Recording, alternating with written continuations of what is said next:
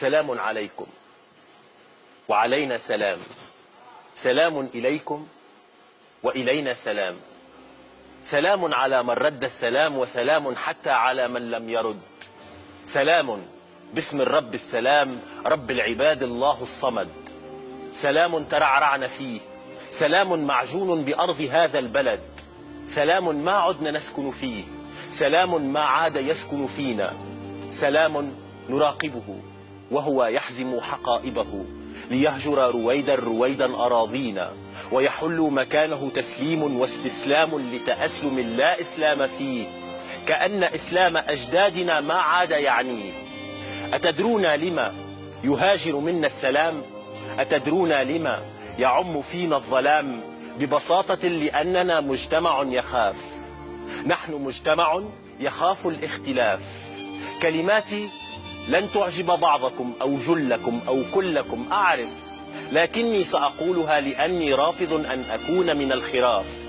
نحن مجتمع يرفض الاعتراف أنه مجتمع يعيش التخلف، نحن مجتمع يصيح بكل صفاقة ويدعي أنه حامل لفكر مختلف، نحن مجتمع يهوى التعالي من فراغ ويدعي أنه مجتمع مثقف. يا ويل ما هذا القرف، فقبول الاختلاف عندنا ليس إلا غلاف.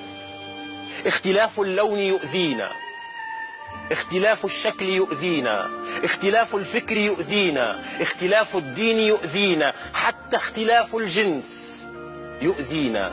لذا نحاول اغتيال كل اختلاف فينا، تحولنا لبعضنا سما زعاف. نحن مجتمع أحمق من الحمق، نعم نحن مجتمع أحمق من الحمق. نتنازع على التفاهات والترهات والخرافات ونرفض دوما أن نغوص في العمق. ولا أبرئ أحدا، لا مدنيين ولا ساسة، لا من يستكين لبلادة الصمت ولا من يدعي فينا القداسة، لا من يتبع الغرب كالأعمى ولا من يريد إعادة أمجاد الخلافة والنخاسة وتقطيع الأرجل من خلاف. دعونا اليوم نجرب أن نغوص فينا في أعماقنا، دعونا نجرب أن نعانق أرواحنا، دعونا نجرب أن نعانق في الأرواح اختلافاتنا. ها أنا أمامكم بلوني، بشعري، بشعري، بأطواري، بأفكاري، أنا لا أخافكم، أنا لا أخاف اختلافكم عني لأنني منكم ولأنكم مني.